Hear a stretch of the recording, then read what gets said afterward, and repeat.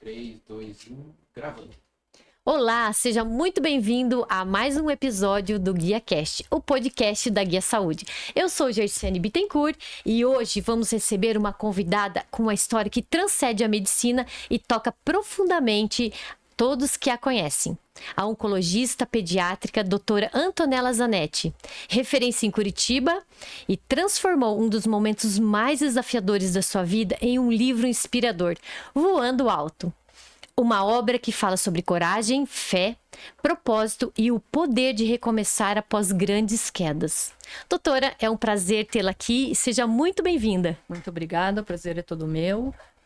Obrigada pelo convite e vamos falar um pouquinho sobre essa obra aí que eu acabei escrevendo. Maravilhoso. Doutora, eu gostaria que antes da gente começar a nossa entrevista, a doutora falasse um pouco como que começou a sua trajetória, como foi a sua trajetória até aqui, e se houve alguma inspiração ou até mesmo uma situação que a doutora se tornou uma médica pediátrica na oncologia. Eu acho que a medicina entrou na minha vida meio que aos pouquinhos, foi entrando, né? Quem vai acompanhar um pouquinho do livro vai entender que eu sofri um acidente quando eu era pequena e dali, então eu sempre tive esse acompanhamento médico, sempre tive que frequentar muito consultório médico, acompanhamento, e acho que dali eu fui gostando, né, da arte de cuidar. E o meu sonho era poder exatamente fazer o que foi feito por mim, salvar vidas, cuidar, né, ter o cuidado, não só a cura, mas o carinho, né, ter a mão amiga junto. E acho que foi ali que eu fui entrando na medicina e o caminho foi me levando, né? Porque antes da medicina eu fiz um curso de nutrição e uma das coisas que fazia parte da nutrição era o estágio clínico. E o meu estágio clínico foi no Hospital Erasto Gettner. E no Erasto eu conheci a oncologia pediátrica, onde eu me apaixonei pelas crianças e foi ali que eu decidi então encarar a medicina. Larguei a nutrição e fui para a medicina, já sabendo que eu queria fazer oncologia pediátrica. Uau! Então, atrás de toda uma história tem algo também muito importante, que é a trajetória de um livro, que de um acidente teve uma reconexão com a vida, né? E o livro começa a partir desse episódio marcante da vida da doutora. E o que levou... como que a doutora traz essa situação de um longo período de médica na UTI e depois de um tempo estava no lugar de um paciente. A inversão de papéis, né? Inversão de papéis. Foi interessante porque a gente sempre se vê como o cuidador, né? E você tem que aceitar passar a ser cuidado. Então, esse foi um desafio para mim, né? Eu sempre estive do outro lado, eu sempre fui quem deu a explicação, falando o que estava acontecendo, qual era o tratamento, expectativas, e tive que inverter, né? Tive que eu perguntar, eu entender as respostas e passar por isso, então virar do médico para o paciente. Não foi um caminho muito fácil, né? Mas a gente aprende muito e eu acho que isso mudou bastante na minha vida depois como médica, né? O virar paciente me deu um aprendizado aí muito bom para minha profissão. Sim, e os desafios na nossa... Eu vou pedir licença rapidinho que eu preciso arrumar um enquadramento aqui de novo. Ah, tá. Eu ia te perguntar se eu olho para lá, olho para cá, olho para onde? Fique à vontade, você pode olhar para mim, daí no final que eu peço para a doutora dar uma mensagem para as pessoas que estão vindo, daí pode falar para aquela ali. Tá. Vai ter que voltar ou não? Não, pode. Ah, tá. Tá bom. Eu queria tentar tirar esse livro aqui da outra câmera só. Mais fácil? Bota ele pra lá. Ah, tá. Você não vai querer deixar ele com você? Então pode deixar um pouco mais pra lá só. Aqui? É só pra não pegar no enquadramento aqui. Aqui? Aí tá ótimo. Na verdade, esse aqui eu não tô usando, não preciso dele aqui.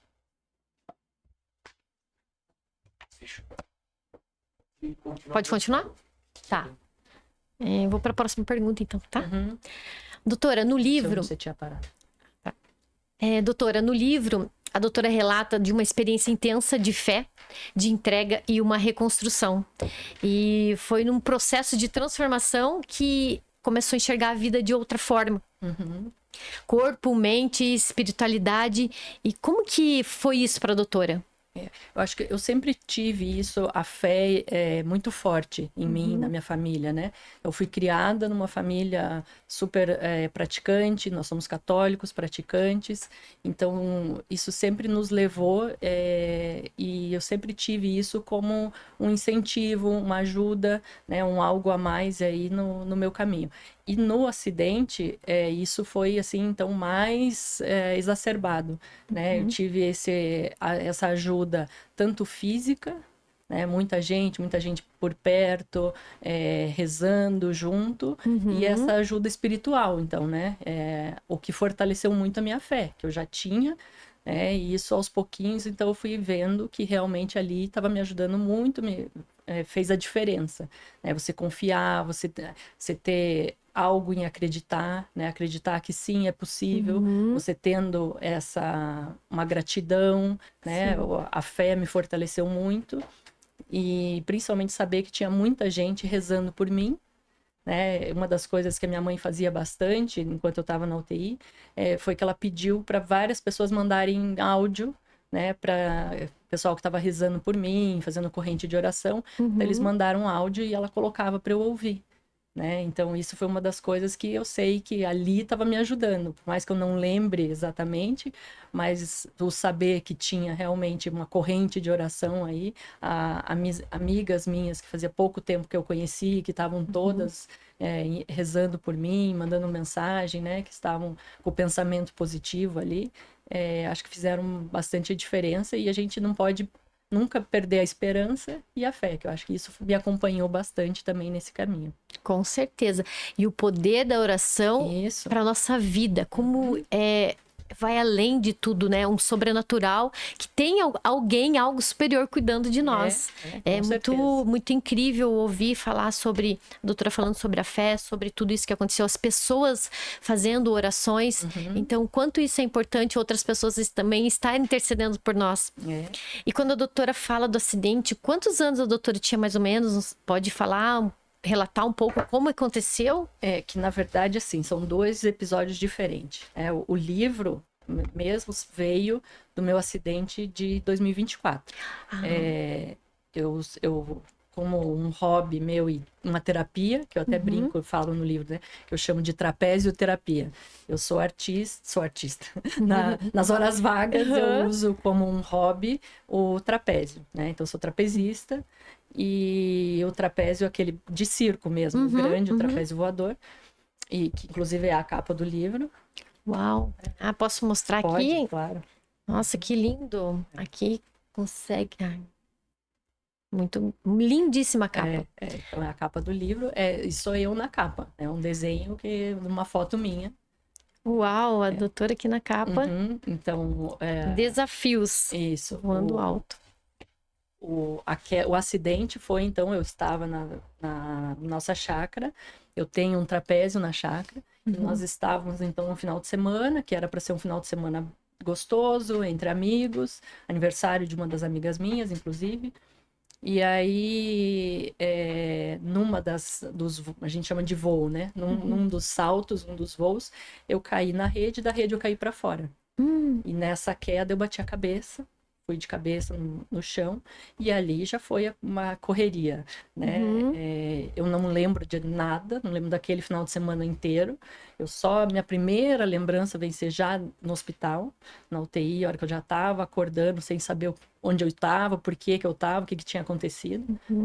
E o livro relata, então, isso, né? O acidente e as falas de quem estava no dia, que foi como eu entendi o que tinha acontecido, né? Então foi isso, eu saí da plataforma, desci, aí caí na rede, da rede eu fui lançada para fora, bati de cabeça e na hora eu já caí desacordada. Eles conversaram comigo ali na hora, eu meio que acordei, mas já confusa, respondendo umas coisas fora do... assim, bem confusa, né? Perguntaram quantos anos eu tinha, eu disse que eu tinha 4. Meu Deus. Então tava bem confusa. Isso. Então daí eles viram a gravidade do que tinha acontecido, né? não quebrei nada visível, né? E aí foi chamado socorro, tudo, e eles então vieram me resgatar, e dali eu fui direto para o hospital. No hospital, então, como praxe do hospital, eles fazem todos os exames e toda queda com batida de cabeça, eles internam na UTI. Então, a princípio, era para internar na UTI, no dia seguinte, se estivesse tudo bem, ia de alta, né? Ou permanecer 3 dias, que foi o que eles falaram para minha família, né? Que provavelmente seria assim, 3 dias acompanhamento, e aí isso no dia do acidente. No outro dia de manhã, eu acordei, conversei, tomei café. Na sequência, eu já dei uma afundada, começaram a me chamar, eu não respondia, fui para uma cirurgia de emergência porque eu fiz um sangramento cerebral. Meu Deus. Então, esse foi o... Meu Deus. Então, o livro veio dessa situação. Isso. E quando que surgiu essa vontade de escrever? Quanto tempo depois? Como que foi trazer essa história para um livro, doutora? A ideia do livro eu tive ali logo depois da saída do hospital.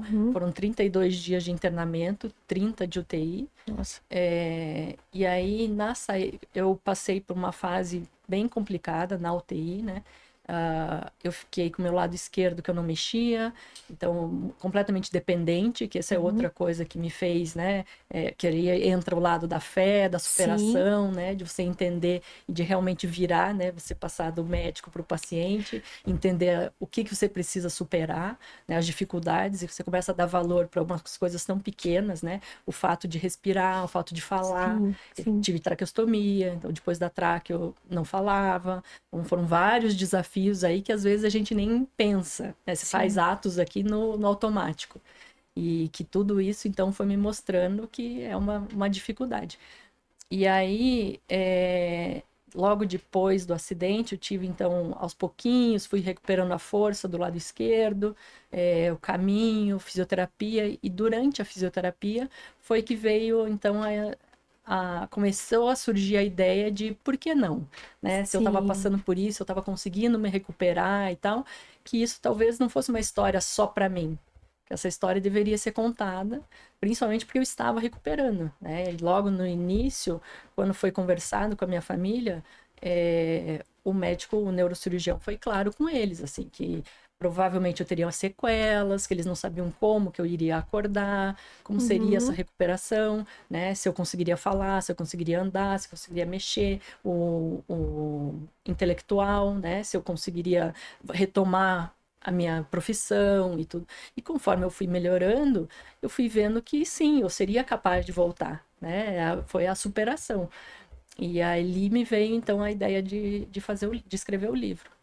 Maravilhoso. Então, esse livro, com certeza, é uma inspiração para outras pessoas, porque a doutora passou por essa situação e pessoas que estão passando têm uma esperança. Isso. Tem uma luz no fim do túnel. E a doutora conseguiu ver a medicina vista de dentro. A doutora se tornou, de médica, se tornou uma paciente. Como que foi para a doutora esse momento de estar... É como se estivesse no outro lugar, que não era o seu, Isso, não é?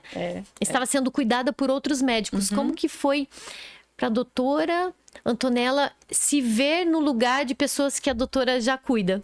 Eu acho que ali me ensinou mais um pouco também na medicina, né? A relação de confiança que você precisa ter naquela pessoa que está cuidando de você.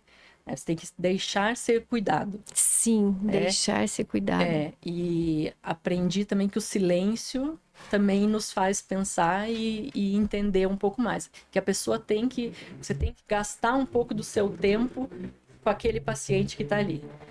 Eu sempre fui assim, sempre tive isso comigo, de deixar o familiar falar, deixar o paciente falar, perguntar, né, deixar super à vontade. E passando pelo que eu passei, eu vi que isso realmente faz muita diferença.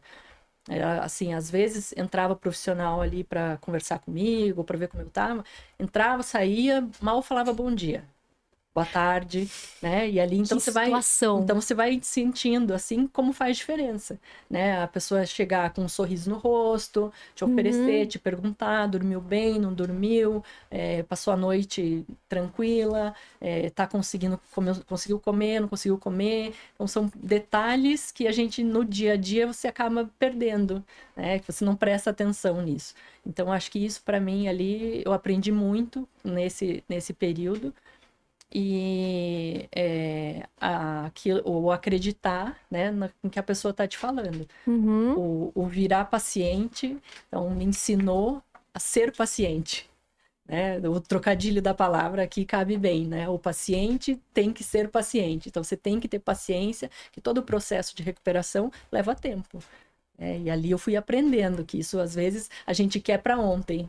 Né? Eu quero melhorar hoje. E Sim. o hoje, às vezes, pode demorar ou um dia, 2 dias, 3 dias, que foi o meu caso, né? No início, eu não levantava o braço, não me virava na cama. Eu acredito que no início deve ter sido muito difícil o porquê aquela situação e o que eu tenho que ver isso, o que tá por trás de tudo, não é? Acalmar, nada para ontem, sempre a gente vê o presente. E a doutora fala também do cuidado, né? De um bom dia, de uma boa tarde, está bem. Ter esse olhar para o outro que tá ali numa situação que deve ser desesperador. Você está deitada, sabendo que é uma médica e tá ali parada, paralisada. Por que eu estou aqui? O que significa tudo isso? E nesse momento, acredito que a fé entrou com tudo, né, doutora? Com certeza. Acho que foi o que me ajudou a superar, né? A recuperar tudo e entender que é no tempo dele, né? Que a gente, às vezes, quer realmente essa recuperação de hoje para amanhã.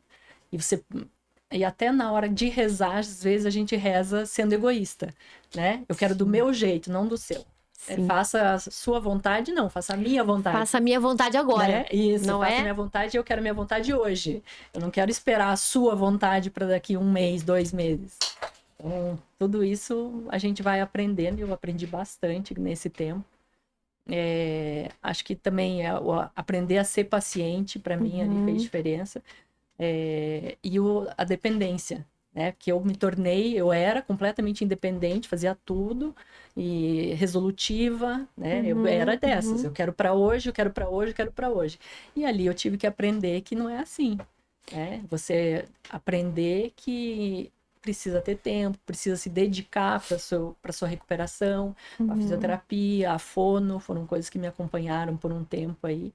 E que também, graças a isso, hoje eu tô aqui. Meu Deus, que experiência, doutora. E essa experiência mudou a forma da doutora olhar para os seus pacientes, atender os seus pacientes, principalmente com as crianças, né? Como que a doutora traz isso hoje para o seu atendimento? Eu acho que também eles me ajudaram muito na minha recuperação, sabe? Você pensar assim, uma criança passa por um monte de dificuldade e eles estão sempre sorrindo. Sempre sorrindo. Eles estão lá esperando a quimioterapia, mas eles estão brincando, eles estão convivendo com as outras crianças, eles conversam e tudo. Então, eles me deram uma força que eu nem sabia que eu tinha. Aprendi muito com eles, com as famílias, que às vezes estão lá assustadas, não sabem muito bem o que está por vir. Então, isso me ajudou ali. Eu aprendi com eles, assim como hoje eu tento também transmitir, principalmente ser o suporte para essas famílias, porque eu sei da dificuldade. Hoje, né, eu aprendi e sei o quão difícil foi para minha família. A conversa com os médicos, você você aprender a conversar com uma família que não entende daquilo que você está falando, né? Então ter a noção de que você tem que não adianta ficar usando termos técnicos o tempo inteiro, né? Então você tem que conversar de uma maneira para o leigo, então, você tem que falar com a família como um leigo, né? Isso eu senti bastante, assim, minha família relatou bastante isso para mim, que às vezes os médicos conversavam que eles não entendiam. Então, isso também foi um aprendizado para mim de repassar isso no meu dia a dia da profissão. De conversar com as crianças de uma maneira que elas entendam, que elas saibam o que está acontecendo. Mostrar que elas também são capazes de superar. Uma das coisas que eu mais falo, assim, que as crianças da oncologia, principalmente no transplante, que é o que eu mais faço, usam uma sonda para se alimentar, né? Uma sonda nasointeral. E eles reclamam que dói. Dói. E eu nunca tinha tido uma sonda no nariz. Então, eu acreditava neles. Sim. Né? A sonda dói, a sonda deve doer. E eu tive uma sonda e hoje eu posso falar para eles: não dói. Eu sei que não dói. Eu comia, eu fazia as coisas tudo e eu tive uma sonda no nariz. Eu tenho foto, então eu mostro para eles. Falo, ó, tá aqui, ó. Eu também tive uma sonda no nariz. E então, claro, a situação deles é diferente, porque eles fazem quimioterapia. E aí sim eu entendi que para eles o que dói é a químio que faz ferida na boca. Então não é a sonda. Sim. Né? Então hoje eu posso falar com propriedade que não é a sonda que dói. Né? Porque eu tive uma sonda e a minha não doía. Então o que dói para você é o efeito da quimioterapia. Então, a químio fez uma ferida na sua boca e por isso tem a dor. Então não é eu tirar a sonda que vai te resolver. Tirar a sonda, você vai continuar com a ferida na boca e você vai continuar sem poder comer. Entendi. Então são coisas que eu também aprendi e hoje eu posso usar isso no meu dia a dia. E é muito impactante, né? A gente ouvir as histórias e ouvir a doutora falar da experiência que teve e saber conversar com os pacientes na linguagem deles. Porque acredito que para os médicos fica muito natural a conversa técnica, o falar técnico. Só que para quem está do outro lado, que não tem essa informação, que não estudou a medicina, então fica difícil de entender. E a doutora ter essa experiência e poder falar para o paciente da forma que ele entende, acredito que fica até mais tranquilo o tratamento. Isso. A recuperação e trazer da forma que a gente entenda fica muito claro. Porque quando fala algo técnico, a gente cria uns monstros na cabeça, não é? Ainda mais dentro do hospital. O que você imagina? Sempre você não entende. Isso, sempre está preocupado. E a doutora acredita que os outros profissionais da saúde, eles podem aprender a ter esse olhar para as suas próprias vulnerabilidades? Ah, com certeza. Eu acho que até no livro eu falo um pouco disso, assim, né? De você saber que você tem que aceitar que você é, sim, vulnerável, não é? Ah, comigo não acontece, eu sou um super-herói. Não, pode acontecer com todo mundo. Você, às vezes, sim, veste uma capinha de super-herói, que é o seu jaleco, né? Mas na hora que você tira o seu jaleco, você é um ser humano. E você está sujeito, assim como os outros, tudo pode acontecer com você. Então, a gente não tem essa capa protetora. Que eu acho que eu tinha isso comigo, que nada ia acontecer. Isso, não vai acontecer. Claro, a gente sabe dos riscos quando você está fazendo e tudo. Sim. Mas, por outro lado, você também tem aquilo, vai acontecer, mas imagina, em 2 dias, 3 dias eu tô recuperada. E a gente vai aprendendo que não é bem assim. Você tem que ter paciência, você tem que ter noção de que as coisas podem sim acontecer, tem que estar preparado para isso, ter uma cabeça boa, tem que ter coragem, assim como os pacientes nos ensinam, né, a ter coragem, a entender que não é a queda que faz você desistir, muito pelo contrário, ela tem que te impulsionar a continuar lutando, né? E no livro, então, você cair, mas você volta a voar, né? Sua asa quebrou, você reconstrói e volta a voar. Eu tenho um trecho aqui que fala sobre isso. Os pilares de voar alto, estar voando alto, é ter coragem, amor, a espiritualidade, e é o que a doutora fala, o trapézio como metáfora. Então, o livro traz essa informação de coragem, né? Porque acredito que é a coragem que nos motiva a seguir em frente. E o que representa para a doutora na sua jornada a coragem, o amor, a espiritualidade, o trapézio? O que traz, assim, no livro essa representatividade? Eu acho que o trapézio, na verdade, fala bem isso, assim, de você... da confiança, da relação de confiança, e isso, tanto no trapézio quanto na minha profissão, eles são muito interligados, né? Porque o trapézio, você tem que confiar na pessoa que está te dando o comando. Então, a partir do momento que você pega, que você tá com aquela barra na mão, dali para frente é confiança. Você tem que confiar no teu ouvido, no teu colega que está fazendo a atividade junto, que está te orientando, o professor que está te dando as ordens. Então, é relação de confiança. E assim como na medicina. Então, você tem lá o seu médico que está te falando, ou você confia nele ou você não confia. Sim. né? Então, você precisa ter essa relação muito bem estreita, né? Você precisa dessa relação de confiança, tanto em um quanto o outro. Então, acho que eu sempre tive... Nisso, o trapézio me ajudou muito. Né? Você acreditar que você pode, assim como na medicina, eu tenho que acreditar que eu consigo cuidar e curar um paciente, às vezes não curar, mas se eu puder cuidar e aliviar o sofrimento, isso para mim eu já tô ganhando, né? E no trapézio, então, é isso, né? Você confiar, você entender que sim, que você é capaz de fazer, e eu preciso confiar no meu trabalho, no meu dia a dia, e eu preciso confiar lá na minha atividade no trapézio. Então, eu faço essa ligação aí, né, dos dois, né? E do trapézio, eu brinco, é uma relação de amor e ódio. Porque assim como um dia tá tudo bem e sai tudo certo, você acerta, nada acontece, no dia seguinte você vai tentar fazer a mesma coisa, já dá tudo errado, a gente brinca assim, que o aprendizado não é linear, né? Não é porque hoje você fez certo, que amanhã você vai fazer certo de novo, e daqui 3 meses, se você puxar, você vai fazer exatamente igual, que foi o que aconteceu no dia do acidente. Eu fui fazer um movimento que eu fazia já muito tempo, nunca tinha acontecido nada. E assim, eu chegava, se hoje você falar para mim, vai lá e faz aquele movimento, eu vou lá e vou fazer, porque eu lembro dele, eu sei fazer.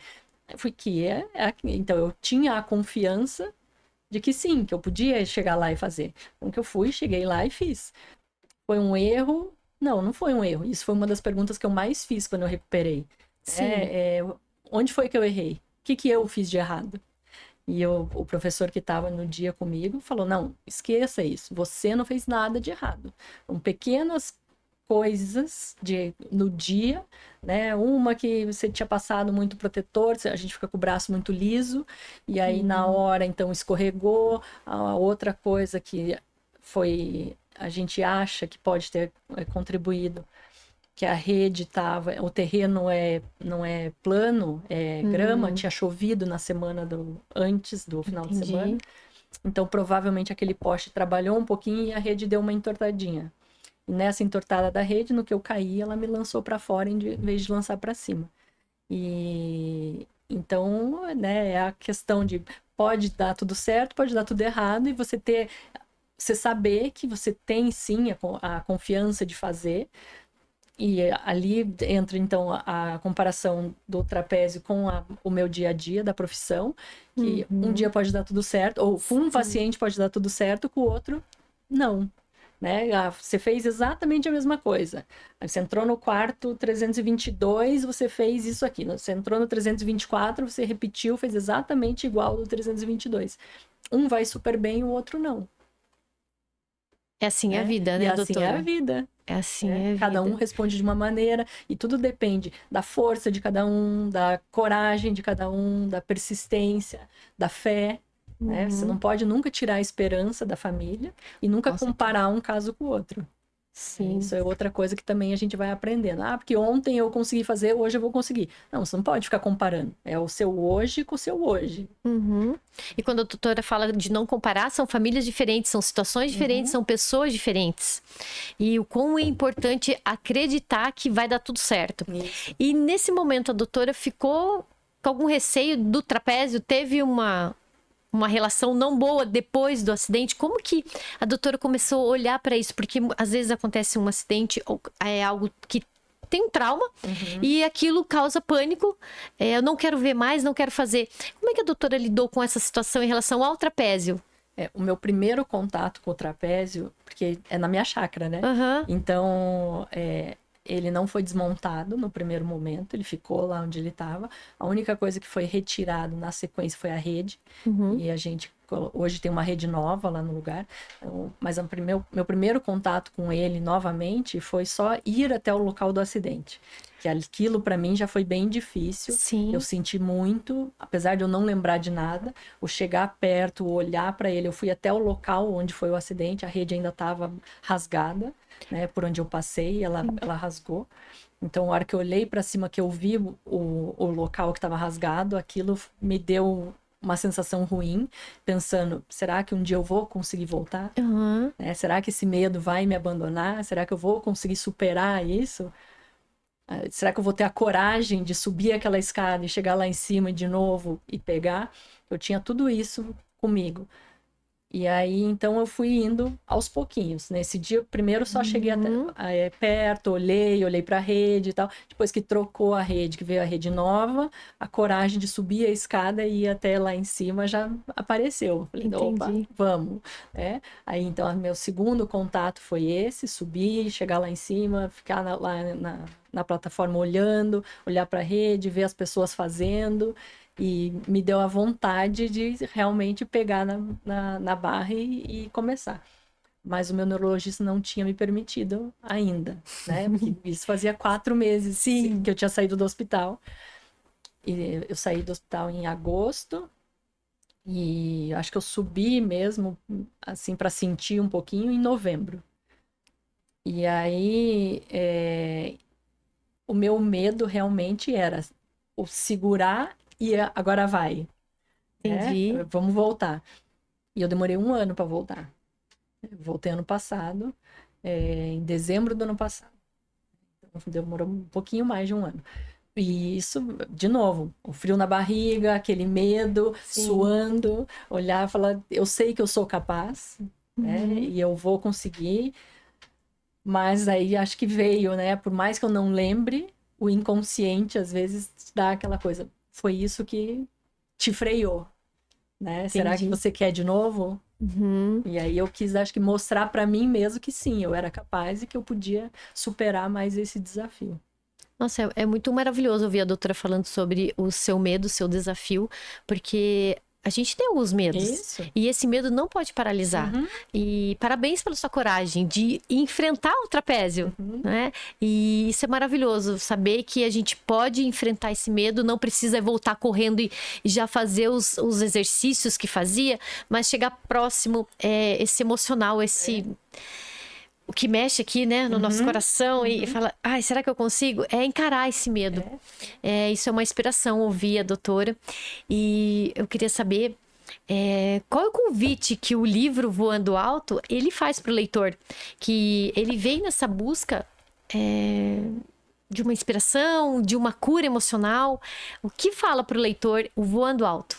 Acho que o Voando Alto veio aí para mostrar, e o meu objetivo era que a pessoa que está passando por alguma dificuldade, que tem algum obstáculo no caminho, não tenha exatamente o medo, né? Que você precisa aprender a superar o seu medo. E então a história é para isso, para que você tenha capacidade de levantar, que nem toda queda é o fim.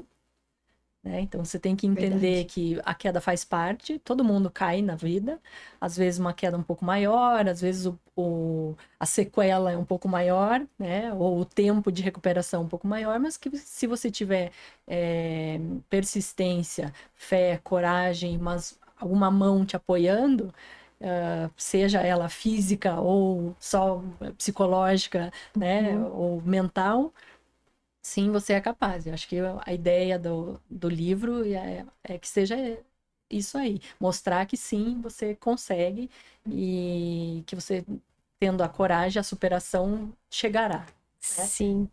O que eu gostaria que o livro passasse para as pessoas, que seja uma história de uma inspiração.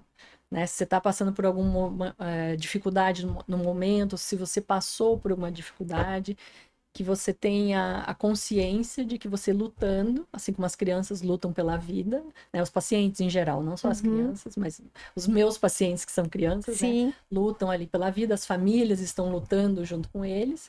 Se você estiver passando qualquer tipo de dificuldade, né? Não só um acidente, uma doença, às vezes um convívio, um relacionamento, tudo isso faz parte, né? Então, todas essas dificuldades entram aqui como uma superação. Né? A ideia era essa. Doutora, e quando fala sobre superação, como que é o recomeço depois de um trauma, de um acidente, exige muita força, né, para ter coragem de recomeçar. E como que foi reconstruir a sua rotina? Como que foi trazer essa sua identidade como médica, como uma pessoa que ama um esporte, um desafio, uma aventura, porque um trapézio é uma aventura. Como é que foi recomeçar depois do acidente? Eu acho que esse foi uma das coisas que eu tinha mais medo, né? Se eu teria a capacidade mental, né, de fazer o que eu fazia. Eu tava, acho que até eu falo isso, eu tava num ritmo muito acelerado antes do acidente, que talvez tenha vindo para isso, assim, mostrar que a vida não é assim. Você tem que ser paciente, você tem que pisar no freio, que as coisas não podem ser de hoje para amanhã. E então eu andava num ritmo louco, insano, e acho que ele veio para me frear, né? Falar, não é assim, calma, vamos devagar. O recomeço tem que ser lento, tem que ser gradual. E então foi o que aconteceu depois ali, né? Essa recuperação, precisei de muita fé, coragem, né? Resiliência. Muitas pessoas me apoiando, me ajudando, falando que sim, que eu conseguiria, que eu seria capaz de retornar. E que mesmo os pacientes, as famílias, né, foram me ajudando nessa parte, falar que que eu estava fazendo falta, que eles rezaram muito por mim, né, que bom que eu estava de volta. Eu demorei 6 meses para voltar a trabalhar. Então, isso para mim também não foi fácil, né? Você ficar longe, vendo as coisas que estavam acontecendo, tentando, por mais que eu tivesse contato com as médicas que trabalham com a minha equipe, quase todos os dias não, todos os dias, por mensagem, é diferente. Você tá lá no dia a dia, você vê, né, o paciente, o doente. Então, foi o passo a passo, foi o aprender coisas simples da vida, reaprender, né, e o retorno ao trabalho. Às vezes eu, de novo, tentei exigir demais de mim, tentei voltar muito cedo, tentei com 3 meses do acidente, eu já queria voltar. Cheguei a ir pro hospital, falei, deixa eu pelo menos ir sentindo, né? Tirar o gostinho, assim. Sim. E quis ir para passar o dia inteiro. Chegou na metade do dia, eu falei, preciso ir embora. Não vai mais. A cabeça já começou a doer, não acompanhei. E que também foi um aprendizado, né? Ver que realmente a gente tem que ir devagar, a gente não pode querer exigir demais o nosso corpo, tudo precisa de um tempo.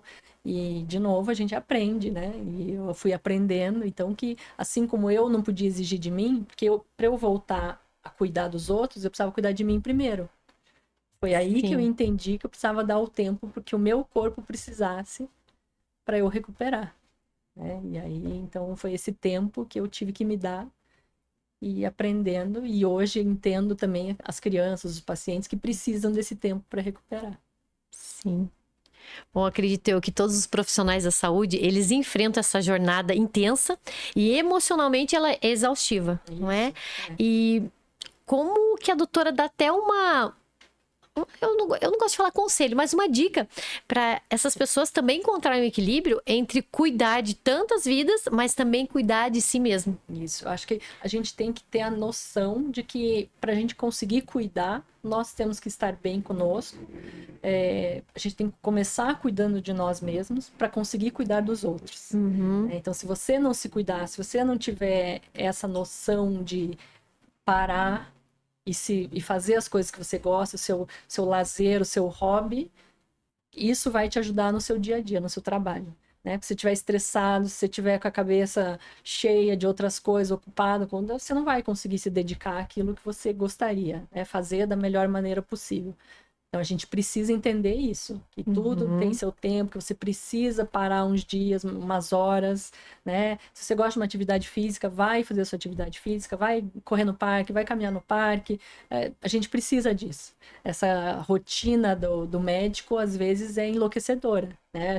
Se você não dedicar um tempo a você, você não vai ter... Daqui a pouco você faz e você não aproveitou nada da vida. Pois é, né? bem Então, isso. você cuidou dos outros e não cuidou de você. E aí, quando você chega lá nos 50, 60, você vai olhar para trás e falar, mas o que eu fiz para mim? O que eu fiz para mim?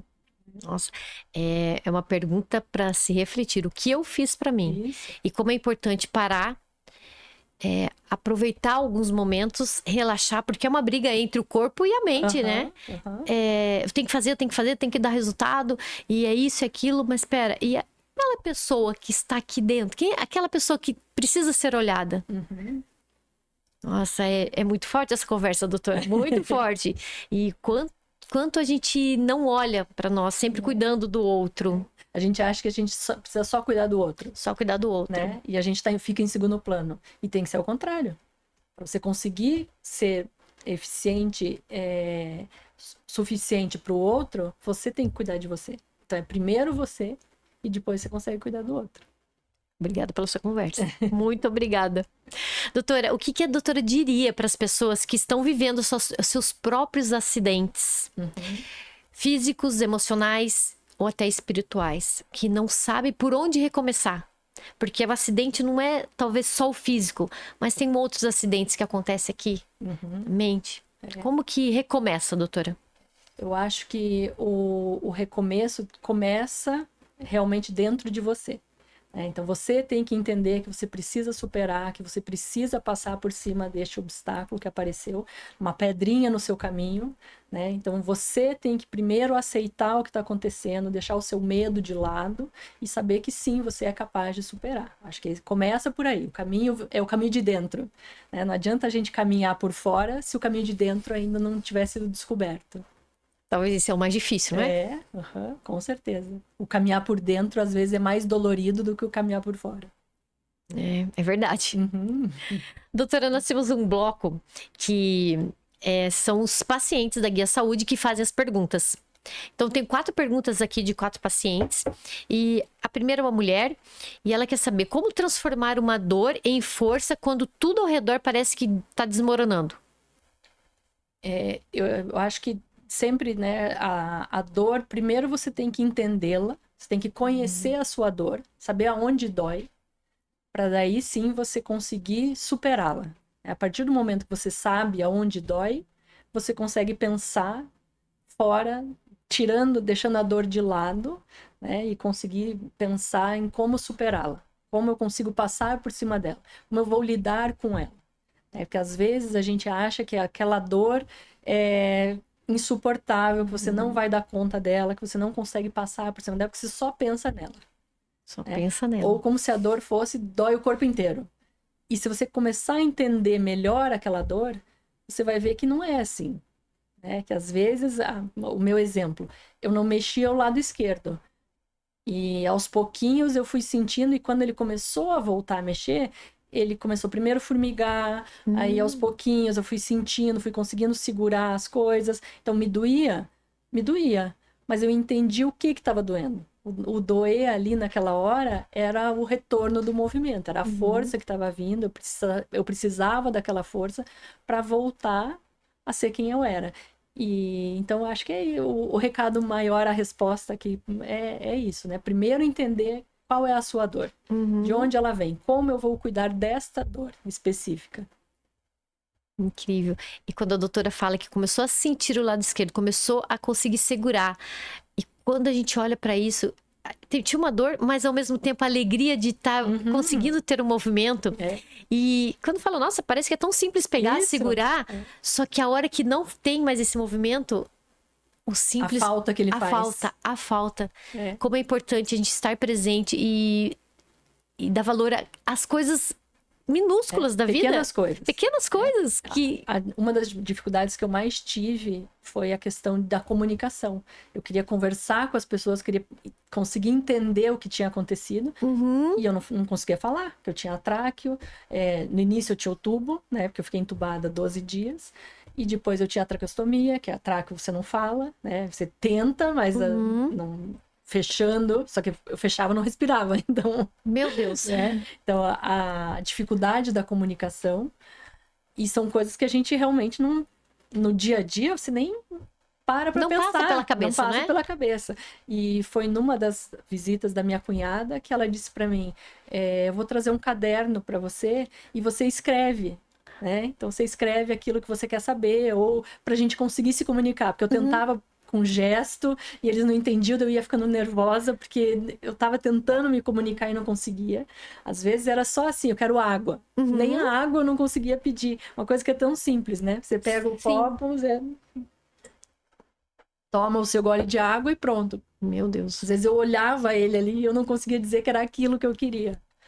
Né? Então eles trouxeram um caderno e foi ali que eu consegui começar, e daí eu tinha dificuldade também, por sorte eu sou destra, Uhum. né? Mas eu não conseguia segurar o caderno para escrever com a escrever. outra, então eu colocava, eles dançavam e eu não tinha muita noção de onde eu estava escrevendo. Entendi. Então eu começava a escrever e a minha mãe falava: filha, dá um espaço entre uma letra e outra. E eu, na minha cabeça, eu estava escrevendo uma aqui e outra lá, assim. Daí você vai olhar o caderno, né? Eu não sei como elas conseguiam entender o que estava escrito. Doutora, que experiência surreal. Surreal. Temos mais um aqui, agora é um homem, e ele quer saber de onde vem essa coragem para continuar acreditando que na vida, depois desses traumas profundos, da onde sai essa coragem? Da onde saiu essa coragem da doutora? A minha coragem principal veio das pessoas que estavam ao meu redor, de você saber que tinha muita gente rezando, torcendo por mim, pessoas que eu não conheço, que não me conheciam, né? Só amigo de amigo, gente que ouvi na igreja o padre falar, pedir oração, tal, que rezaram muito por mim. Acho que isso foi que me deu uma coragem de continuar a saber que tinha muita gente torcendo para que eu realmente recuperasse. Né? E acho que isso acontece com todo mundo, né? A partir do momento que você tem alguma dificuldade, que as pessoas ficam sabendo, com certeza você vai ter uma rede de apoio aí que vai te ajudar a passar por esse momento difícil. Tem mais uma mulher aqui, ela quer saber como manter a fé, a esperança nos dias mais difíceis e especialmente no trabalho em relação à saúde.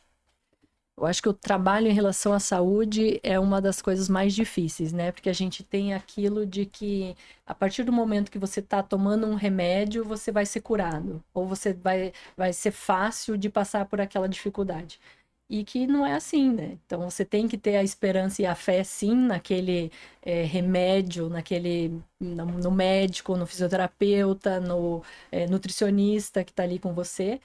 Mas que você também precisa acreditar e ter a fé de... Não adianta só te dar um remédio se você não confiar e não achar que aquilo vai te ajudar. Sim. Né? Se você já for tomar o remédio pensando que aquilo não vai ajudar, aquilo não vai te ajudar. Então você tem que ter a noção e tem que acreditar que sim, é aquilo que vai te ajudar. Às vezes pode ser só um placebo. Né? Você vai tomar, você tem que acreditar que aquilo é que vai te ajudar. Mais uma pergunta é de um homem. E qual a mensagem? Na verdade, nem uma pergunta, é uma mensagem. Qual a mensagem que a doutora deixa para os jovens médicos que eles estão começando a carreira e buscam o propósito? Uma das coisas que eu gostaria assim, que eles sempre lembrassem é de você saber ouvir. Acho que você tem que saber ouvir o teu paciente. Deixe falar, às vezes você vai perder 2, 3 minutos a mais ali do seu dia, mas que vai fazer a diferença tanto para você quanto para ele. Você tem que saber ouvir, você tem que ter paciência com o doente, acreditar no que o doente está falando, porque às vezes a gente banaliza, né? Se a pessoa fala que está com dor, você olha e fala, mas será que está com dor mesmo? Não sei se está com dor, não está com muita cara de dor.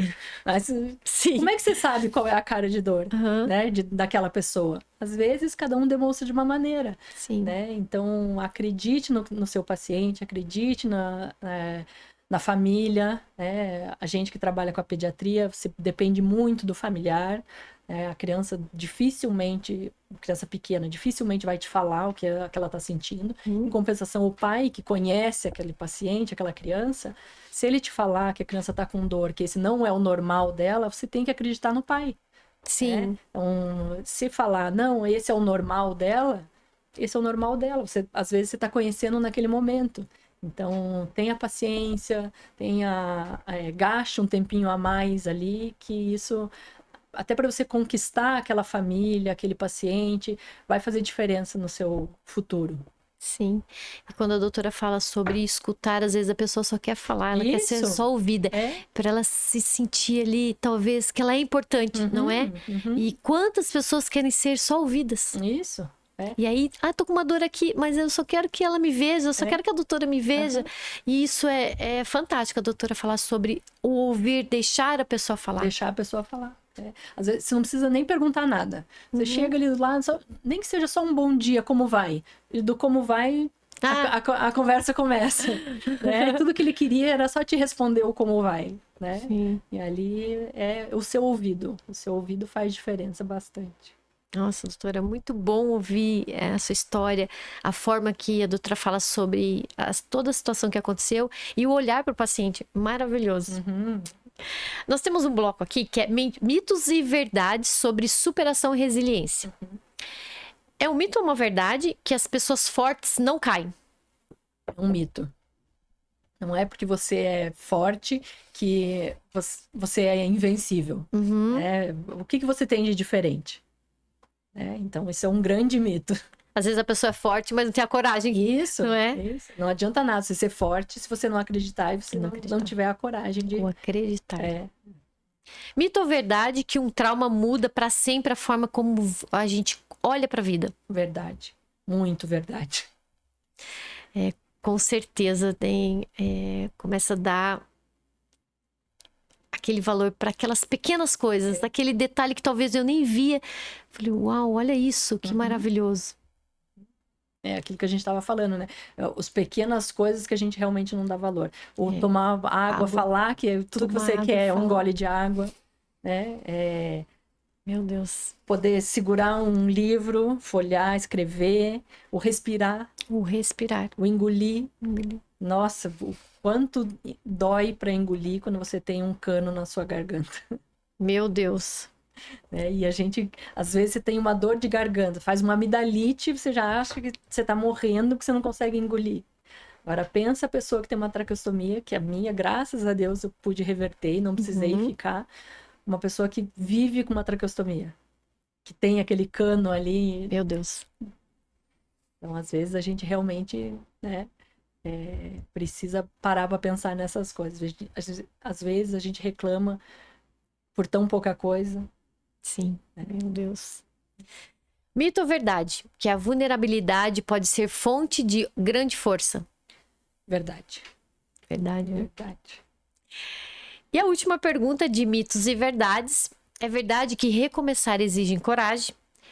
Também um apoio e um acolhimento. Com certeza. Essa é uma verdade, muito verdade. Né? Essa talvez seja o segredo, né? Isso. O segredo de seguir em frente. Você precisa tanto de uma força sua, né? É uma força interna, quanto uma força externa. Pessoas ao seu lado, te dando, te fazendo acreditar que sim, é possível e que você tem a força necessária para superar aquele desafio.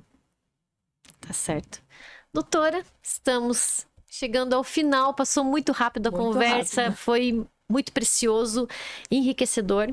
E para encerrarmos, eu gostaria que a doutora deixasse uma mensagem para essas pessoas que estão passando por momentos de fragilidade, que precisam lembrar que também pode voar alto, apesar das quedas. Isso mesmo. Acho que o recado principal é isso. Não desanimar, né? As quedas, sim, elas acontecem, mas que a gente tem que ter a resiliência e acreditar no recomeço. Ter a fé de que, sim, você é capaz de recomeçar, mesmo que você tenha marcas, que isso fique de alguma maneira marcado na sua vida, que isso te sirva de apoio, de lição, que seja um degrau.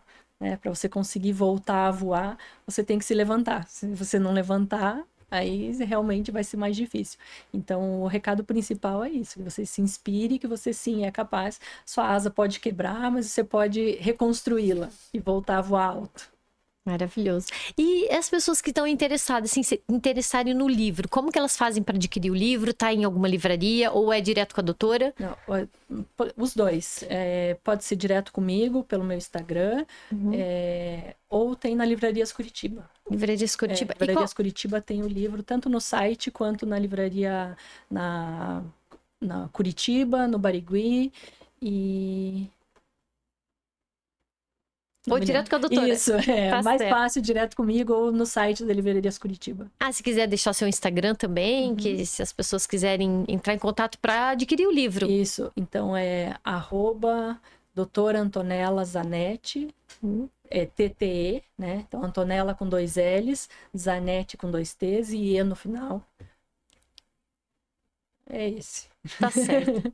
Doutora, agradecemos. Foi maravilhosa a conversa. Obrigado por compartilhar sua história, a sua luz, sua visão sobre a coragem, propósito, fé. Voar alto não é apenas um livro, é um chamado para viver com profundidade e acolher a nossa vulnerabilidade. Incrível, doutora, muito obrigada. Obrigada a vocês, obrigada pelo tempo, obrigada pela oportunidade de estar aqui dividindo um pouquinho da minha história, do livro, né? Que muita gente possa voar alto aí junto comigo. Ficamos por aqui. Hoje tivemos aí o imenso prazer de conhecer a história da doutora Antonella, desafio, superação. E eu aguardo você no próximo episódio. Tchau! Tchau, muito obrigada.